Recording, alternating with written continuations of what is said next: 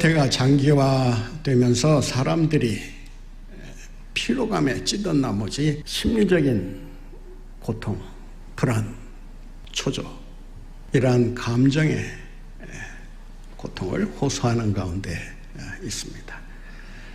심리적인 차원에서만이 아니라 정신적인 차원에서, 영적인 차원에서 이러한 고통이 우리를 압박하고 있다라고 할 수 있습니다. 이들이 이구동성으로 하는 말이 있습니다. 이제는 더 이상 견디기 어렵다. 너무 힘에 부친다. 모든 사람들이 감당하기 어려운 일을 만날 때, 힘에 부치는 일을 겪게 될 때 사람들은 그 고통 속에서 몸부림치게 되고 그 문제를 해결할 방도를 찾아 백방으로 애쓰게 됩니다. 오늘 본문 말씀에 보면 이런 위기 속에 갇혀 불평과 원망을 하나님께 털어놓고 있는 한 영혼의 모습을 보게 됩니다. 그 사람 정도라면 결코 불평 없이 원망 없이 인생을 살 것 같은데 무엇 때문인지는 몰라도 하나님의 처사를 원망하면서 하나님께 항의하고 있습니다. 그 사람이 바로 모세입니다. 모세는 자기가 겪고 있는 그 현실이 너무 감당하기 힘들고 어려워서인지는 모르지만 그는 하나님에게 대놓고 이렇게 기도 아닌 기도를 드립니다. 15절 말씀을 한번 같이 보겠습니다. 주께서 내게 이같이 행하실진대 구하옵나니 내게 은혜를 베푸사 즉시 나를 죽여 내가 고난당함을 내가 보지 않게 하옵소서. 나를 죽여달라. 살려달라는 기도는 우리가 자주 하지만 죽여달라는 기도는 쉽게 꺼낼 수 있는 기도가 아닙니다. 또 하나님께 우리가 아무리 원망의 기도를 한다 하더라도 죽여달라는 기도만큼은 삼가해야 하는 것이 아니겠습니까? 그럼에도 불구하고 신앙의 사람이 나를 죽여달라, 얼마나 괴로웠으면 이런 간청을 했겠습니까? 외람된 말씀입니다마는 용서하고 들으세요. 저에게도 왜 어려운 일이 없었겠습니까?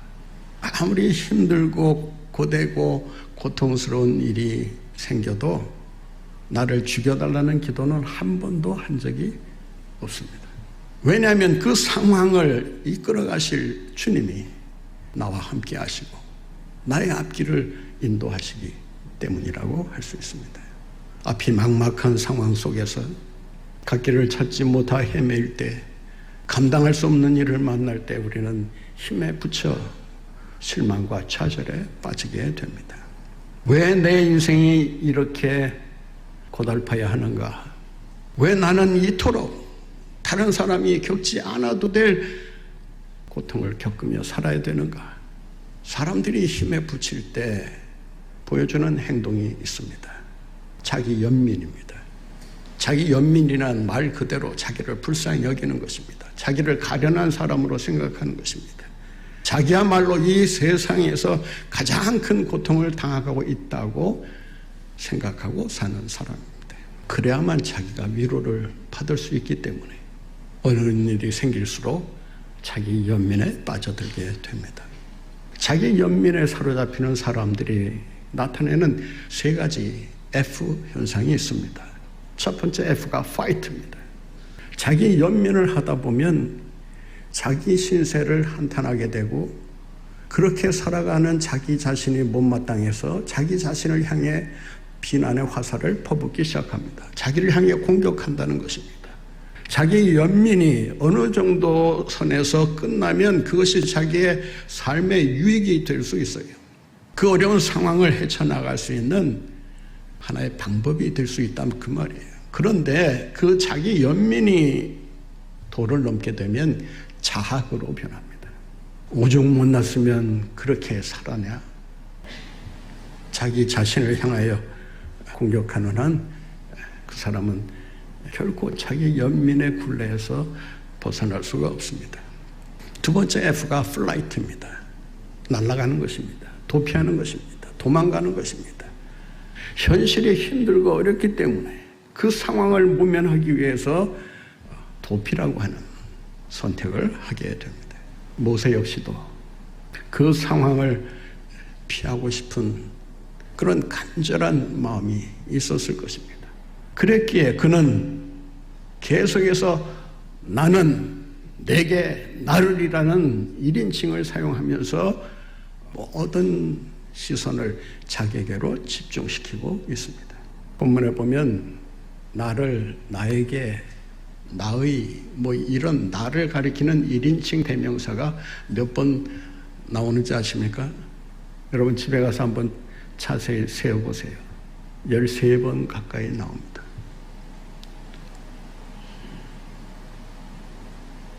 더 중요한 것은 히브리어 원문을 보게 되면 1인칭 대명사를 동사에 포함되어 있음에도 불구하고 아노키라는 이 대명사를 반복해서 사용합니다. 히브리어는 1인칭 대명사를 가리키는 그 대명사가 나오지 않아도 동사의 변화에 다 포함이 되기 때문에 그 동사 변화만 보면 그를 가리키는지 나를 가리키는지 그들을 가리키는지 그녀를 가리키는지 다 알 수가 있어요. 그럼에도 불구하고 나는이라는 이 아노키라는 단어를 강조하고 있다는 것은 무엇을 말하느냐? 지금 이 상황이 얼마나 고통스러운가도 고통스러운가에 대한 그 이해를 구하고 있지만 더 나아가 이 고통을 당하는 자기 자신을 불쌍히 여겨달라는, 내가 왜 이토록 고생하는지를 알아달라는 그런 차원에서 자기 위로를 위해 연민의 정을 나타내고 있는 것입니다. 세 번째 F는 프리즈입니다. 얼어붙는 것입니다. 자기 연민에 달라붙어 떨어지지 않는 것입니다. 이것을 전문용어로 매몰된다고 말합니다. 자기 연민에 매몰되게 되면 자기 자신이라고 하는 울타리를 결코 벗어나려고 하지를 않습니다. 늘 자기 연민에 쌓여서 그래 너는 위로받아야 돼. 스스로를 감싸면서 스스로를 어르고 있는 것입니다. 자기 연민에 빠져있는 한 그 신앙은 결코 자랄 수가 없습니다. 그 사람의 삶 또한 성숙할 수가 없습니다. 힘에 부쳐 사는 사람들의 특징을 살펴보면 남 탓을 잘한다는 사실을 알 수 있습니다. 그 짐을 모면하기 위해서 자기에게 주어지는 책임을 피하기 위해서 그 책임이 자기에게 있는 것이 아니라 남에게 있다는 사실을 거듭해서 강조합니다. 성공적인 것은 다 자기 공으로 여기고 잘못된 거 실패된 것은 다 다른 사람의 탓으로 돌리려고 하는 이러한 본능이 우리에게 있다라고 하는 것입니다. 남 탓을 많이 하는 사람 치고 제대로 된 사람을 찾아보기가 어렵습니다. 신앙생활을 한다고 하면서도 늘 탓하기 좋아하는 그런 생활을 하고 있다면 그 사람의 신앙은 어떤 의미에서 밑바닥이라고 해도 과언이 아닐 것입니다. 성숙한 사람은 자기 책임을 기꺼이 짊어지고 어떤 손해와 불이익이 주어진다 하더라도 그 책임을 지고 나가려는 이러한 사람이야말로 진정한 제자요 지도자라고 할 수 있을 것입니다. 가장 비겁한 지도자는 누구냐? 국민 탓하는 지도자. 자기 잘못과 실수는 인정하지 않으면서 사과하지 않으면서 좋은 일은 다 자기가 가로채고 자기 없으면 아무것도 되지 않는 양 떠벌리고 자기 과시에 힘씁니다. 그러나 책임이 조금이라도 자기에게 주어진다 싶으면 냉철할 만큼 남 탓하면서 돌아섭니다. 이러한 지도자를 가지고 있는 백성들은 참으로 불행하다라고 할 수밖에 없습니다. 모세 역시도 그 위기를 만났을 때 그는 그 위기의 책임이 자기에게 있는 것이 아니라 하나님 탓이고 이스라엘 백성 탓이고 환경 탓이고 하면서 미꾸라지처럼 빠져나갑니다. 본말씀 11절을 한번 같이 보겠습니다. 본말씀 12절 말씀 같이 봅니다. 이 모든 백성을 내가 배웠나이까 내가 그들을 낳았나이까 어찌 주께서 내게 양육하는 아버지가 젖 먹는 아이를 품듯 그들을 품에 품고 주께서 그들의 열조에게 맹세하신 땅으로 가라 하시나이까. 내가 잉태했습니까? 내가 이스라엘 백성들을 낳았습니까? 이 백성이 누구의 백성입니까? 하나님 백성 아닙니까? 하나님께서 택하신 백성이요 하나님께서 내 자녀라고 인정하셨던 그 백성들 아닙니까? 본문을 자세히 보면요, 모세가 이스라엘 백성들을 가리키면서 하는 말이 아주 의미심장합니다. 평소에는 이스라엘 백성들을 가리켜서 내 백성이라고 얘기합니다. 내 백성. 내 백성이라고 할 때 그 백성과 모세와의 관계는 그야말로 개인적이면서도 친밀한 관계를 의미합니다. 백성과 관련된 일은 내가 모든 것을 책임지겠다는 그런 의지와 각오가 담겨 있는 것입니다. 그런데 오늘 본문 말씀을 자세히 보시면 이스라엘 백성들을 가리켜 뭐라고 말하느냐? 이 모든 백성. 내 백성이라는 말 안 합니다. 이 모든 백성. 자기와는 상관없는 제3자에 불과한 백성들이다 그 말이에요. 자신의 그러한 생각을 합리화하기 위해서 뭐라고 얘기합니까? 내가 그들을 배웠습니까? 이 배웠다라고 하는 말은 그 예전 번역에 보면 잉태했느냐 그런 뜻입니다. 이 벤다는 말은 사실 이 동물들에게 주로 사용하는 말인데 왜 잉태라는 번역을 놔두고 배웠느냐 뭐 그 의도가 있으리라 생각합니다만 어떻든 내가 잉태했기를 합니까? 내가 낳기를 했습니까? 기르기를 했습니까? 그들을 내가 무슨 권리로 내 백성을 삼은 적이 있습니까? 내 백성이라고 말씀하신 것은 주님 아니십니까? 주님이 낳으셨고 주님이 잉태했고 주님이 택하셨고 주님이 부르셨고 주님께서 지금도 그들과 함께 계시고 계시는 것이 아닙니까? 그런데 왜 당신의 백성을 내게 맡기셔서 나로 하여금 왜 이 고생을 하게 만드느냐? 모세가 우라통을 터뜨리는 그 이유는 분명합니다. 저들이 고기 먹고 싶다고 하면 당장 하늘문 여시고 고기를 던져주시면 될 텐데 왜 저들이 고기 달라고 원망하고 불평하면서 오늘 본문에 보면 울기까지 합니다.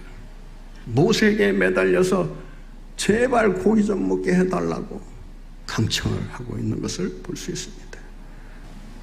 사람이 힘들면 그 힘든 상황을 벗어나기 위해서 온갖 핑계거리를 찾아냅니다. 찾아도 없으면 핑계거리를 만듭니다. 거짓으로라도 만들어서 그 책임을 피해야만 죄책감으로부터 해방될 수가 있는 것입니다. 책임을 전가하는 일처럼 어리석은 일이 없습니다. 신앙생활도 마찬가지입니다. 하나님께서 나에게 지라고 주신 짐을 무겁다고 힘들다고 나몰라라 하면서도 그 책임이 자기에게 있지 않고 무거운 짐을 주신 주님께 있는 양 하나님 탓을 하며 신앙적으로 배신하는 행동을 취하는 것처럼 불신앙적인 것이 어디 있겠습니까? 모세는 힘든 상황에 처해 있으면서 모세답지 않은 말과 행동을 하게 됩니다. 본문에서 11절을 한번 같이 보겠습니다. 모세가 여호와께 여짜오되 어찌하여 주께서 종을 괴롭게 하시나이까? 지금 자기가 당하는 고통은 누구로부터 온 거라고 생각하고 있는 거예요? 누구로부터 온 거라고 생각하고 있는 거예요? 하나님으로부터 온 거라고 지금 생각하고 있는 거예요. 나를 괴롭게 하나이까? 라고 하는 이 괴롭다라고 하는 말은 단순히 마음이 괴롭거나 고통스러운 그런 상황을 넘어서서 해를 끼칠 정도로 압박을 가하는 것을 말합니다. 그러니까 하나님께서 자기를 해쳤다는 거예요.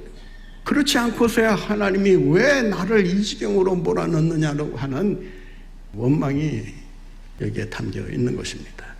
그는 어찌하여 라고 하는 말을 2번 반복합니다. 보세요. 11절 말씀, 모세가 여호와께 여짜오되 어찌하여 주께서 종을 괴롭게 하시나이까? 어찌하여 내게 주의 목전에서 은혜를 입게 아니하시고 이 모든 백성을 내게 맡기사 내가 그 짐을 지게 하시나이까? 아무리 불신앙적으로 말을 한다 해도 지금 모세가 지금 원망하고 있는 이 말은 믿는 사람이라면 해서는 안 될 그런 불신앙적인 말이라는 것을 우리가 기억할 필요가 있습니다. 여러분 신앙생활 하다가 힘에 부쳐 낙심하고 실망하고 좌절할 때가 있습니다. 여러분 아무리 힘든 상황에 놓여 있더라도 한 가지 하지 말아야 할 일이 있습니다. 불신앙적으로 하나님의 섭리를 의심하는 것입니다. 그는 자기가 지금 겪고 있는 현실을 하나님이 나를 괴롭게 하기 위해 이런 일을 꾸미셨다고 생각하고 있는 것입니다. 여러분 한번 생각해 보세요. 모세를 괴롭게 하려고 괴롭히려고 이런 악에 찬 마음을 가지고 모세를 불러 사용하시려고 하셨겠습니까? 살다가 보면 참 감당하기 어려운 일을 만납니다. 힘에 겨운 일을 만나 능력의 한계를 절실하게 깨닫고 시리에 빠질 때가 있습니다. 그런데 그러한 고통은 여러분을 괴롭히기 위해서 주시는 것이 아니라 그러한 고통을 통해서 더 성숙한 하나님의 사람으로 거듭나기를 원하여 주시는 것임을 알아야 합니다. 그런 의미에서 하나님이 주시는 고통은 축복이라고 말할 수 있습니다. 우리가 당하는 고통이 축복이 될지 저주가 될지 그건 아무도 판단할 수 없습니다. 불행 같아도 하나님은 그 불행을 통해 긍정적으로 행복한 인생을 허락하시기 위해 단련하기 위해 그를 고통 가운데 넣어 두신 것입니다. 사랑하는 성도 여러분, 아무리 힘들고 어려운 일을 만난다 하더라도 살아계신 주님만을 믿고 의지하며 담대히 일어나 전진하시는 여러분들 모두가 되시기를 바랍니다. 어떻게 해야 우리가 힘이 붙일 때 힘을 얻을 수 있을까요? 어디로부터 우리가 새 힘을 얻어 일어날 수 있을까요? 백성의 소리를 듣는 대신에 하나님의 음성을 들을 수 있어야 합니다.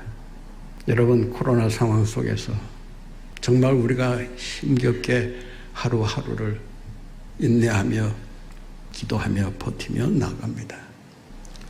순간순간 지쳐 쓰러질 수밖에 없는 그런 상황 속에 있을 때라도 그 속에서 들려주시는 주님의 음성을 들을 수만 있다면 우리는 주님을 통해 새로운 힘을 얻게 되고 주님의 이름으로 나아가 주님의 뜻을 이루며 살아가게 될 것입니다.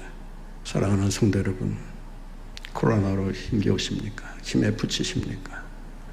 자녀의 일로, 사업의 일로, 돈 문제로, 인간관계로 여러분 힘에 부치는 그런 암울한 상황 속에 놓여 계십니까? 세상의 소리 들으려고 하지 마시고 하나님의 음성을 들으시는 여러분들이 되시기를 바랍니다. 열왕기상 19장에 보면 엘리야가 자기의 존재를 부정하고 싶은 그런 참담한 상황에 처했을 때 그가 하나님의 음성을 듣게 됩니다. 강한 바람 속에서도 지진 속에서도 불 속에서도 하나님은 그에게 어떠한 말씀도 하지 않으십니다. 그 모든 것이 다 지나가고 난 다음 세미한 소리가 들렸다고 말합니다. 하나님의 새 힘은, 하나님이 주시는 새 힘은 왁작지껄한 가운데서 주시는 게 아닙니다. 여러분이 발부둥치고 애쓰고 뭔가 어떤 큰 기적을 경험해야만 주시는 것이 아닙니다. 하나님의 음성을 들을 때 하나님께서 그 음성을 듣는 여러분의 영혼 속에 새 힘을 불어넣어 주실 줄 믿습니다. 어떻게 해야 우리가 힘에 부칠 때 새 힘을 얻고 살아갈 수 있을까요? 은혜를 기억할 수 있어야 합니다. 이스라엘 백성들이 지금 울며 원망하는 이유가 뭡니까? 울고 불고 소리치고 있는 것이 아니고 오늘 본문에 보면 고기를 달라고, 만나보다 더 맛있는 음식을 달라고 11장에 보면 그들의 그러한 요구를 탐욕이라고 말합니다. 그들은 만나로 자족하지 않습니다. 하나님이 내려주시는 만나만으로도 얼마든지 행복하게 감사하며 살아갈 수 있었음에도 불구하고 만나를 주신 하나님의 은혜를 깡그리 무시해버린 채 고기를 달라고 원망합니다. 본문 10절에 보면 이런 말씀이 있어요. 백성의 온 종족들이 각기 자기 장막문에서 우는 것을 모세가 들으니라. 한두 사람이 고기 달라고 불평하고 원망한 게 아니고 온 종족이 자기가 사는 장막문 앞에 나가서 울면서 항의와 시위를 하고 있는 거예요. 이들이 만나를 먹기 시작한 지가 언제입니까? 하나님의 구원의 기적을 체험한 지가 언제입니까? 홍해를 건넌 지가 불과 몇 주 안 됩니다. 10년, 20년 지났다면 또 모를까. 얼마 전에 있었던 그 하나님의 은혜로운 기적 사건을 체험했음에도 불구하고 그 은혜를 잊어버리고 고기 달라는 겁니다. 광야의 내전 지지자 그들이 뭐라고 불평합니까? 우리를 굶주려 죽이기 위해서 이곳으로 보냈느냐? 애굽에 있을 때가 그래도 나았지 않았느냐? 그때는 그래도 노예 생활이었지만 굶주리지 않고 살 수 있었지 않았냐? 그 원망을 주님께서 즉시 응답하셔서 만나를 내려 보내십니다. 우리가 본문을 다 읽지는 않아서 그렇지만 11장을 여러분 자세히 보세요. 만나를 주시는 사건이 이 본문 앞에 나옵니다. 9절에 이렇게 얘기합니다. 밤에 이슬이 진영에 내릴 때에 만나도 함께 내렸더라. 지금 하나님께서 밤새 이슬과 함께 만나를 내려주고 계심에도 불구하고 그 은혜를 망각해버린 채 고기 달라는 겁니다. 13절 보세요. 이 모든 백성에게 줄 고기를 내가 어디서 얻으리이까? 그들이 나를 향하여 울며 이르되 우리에게 고기를 주어 먹게 하라 하온즉. 아무리 양심이 없어도 그렇지 오늘 아침에 그 만나를 먹고 나서도 이렇게 원망을 하고 있는 것입니다. 그렇게 은혜를 모르고 원망하며 살고 있는지 아십니까? 우리 역시 이 고라란 상황 속에서 지난날 베푸셨던 하나님의 은혜를 잊고 있는 것은 아닌지 우리 자신들을 돌아볼 수 있어야 합니다. 하나님께서 바다에 길을 내시면서 우리를 구원해 주신 그 기적을 생각만 해도 얼마나 감사하고 얼마나 복된 일입니까? 먹지 않아도 배부른 그런 삶을 얼마든지 우리가 할 수 있는 거 아닙니까? 만나를 내리셨을 때 그 기쁨이라고 하는 것은 이루 말할 수가 없었을 것입니다. 이제는 살았다. 이제는 우리가 이 광야를 그래도 힘들지만 지나갈 수 있겠구나. 그 확신을 가지지 않았겠습니까? 여러분은 홍해를 건너는 일이 그렇게 간단한 일입니까? 광야에서 만나를 매일 아침 공급받는 일이 그게 쉬운 일입니까? 코로나가 닥치면서 이 집에서 음식을 뭐 시켜 먹거나 만들어 드시는 분들이 많이 계실 거예요. 여러분, 한 끼 한 끼의 그 식사가 차려진다는 것이 얼마나 감사한 일입니까? 비록 코로나로 힘들지만 그래도 하나님께서 넉넉하지는 못해도, 고기는 없어도, 몸에 좋은 반찬은 없어도 만나로 먹이시고 인도해 주신다는 이 하나님의 놀라운 은혜를 우리가 기억하며 그 은혜에 감사하며 행복하게 살아가시는 여러분들 모두가 되시기를 바랍니다. 어떻게 해야 새 힘을 얻을 수 있습니까? 사명감을 회복해야 합니다. 모세가 지금 힘에 부쳐 쓰일 지경이 된 이 상황에 처할 수밖에 없었던 이유가 뭡니까? 오늘 본문 말씀에 보면 그가 이렇게 얘기합니다. 12절 말씀 다시 봅니다. 후반절입니다. 양육하는 아버지가 젖 먹는 아이를 품듯 그들을 품에 품고 주께서 그들의 열조에게 맹세하신 땅으로 가라 하지 아니하셨나이까. 그 사명을 받았어요. 그 사명을 확신하고 그 확신이 주님이 주시는 사명임을 깨달았을 때 그는 바로의 협박과 공갈에도 굴하지 아니하고 바로와 맞서 내 백성을 가게 하라, 가게 하라. 10번 거절을 당하면서도 그는 담대하게 바로와 맞서 싸울 수가 있었던 것입니다. 죽음을 각오하고 환난을 극복해 나가면서 그가 그 엄청난 임무를 수행할 수 있었던 이유는 뭐냐? 사명에 붙들렸기 때문입니다. 그랬던 그가 약속의 땅으로 가라는 이 주님의 사명을 백성의 원망 소리를 듣고 흔들립니다. 그 사명을 잃어버리는 순간 가장 무력한 존재로 전락합니다. 그는 자기가 져야 될 짐조차도 내가 왜 져야 합니까? 라고 하면서 그 짐을 벗어 던집니다. 사명이 있는 한 결코 낙심하지 않을 수 있습니다. 환난이 닥쳐도 힘에 부치는 일을 만나도 사명이 있는 한 그 사명을 위해 자기의 삶을 불태우게 됩니다. 여러분에게 주신 사명이 무엇임을 다시 한번 기억하고 이 환난의 때에 정말 힘에 부쳐 실망할 수밖에 없는, 시리에 빠질 수밖에 없는 이런 위기 상황 속에서 주님의 음성을 들으며 주님의 은혜를 기억하며 사명감을 회복하고 주의 뜻을 힘차게 이뤄가며 주의 영광을 위해 살아드리는 여러분들 모두가 되시기를 간절히 바랍니다.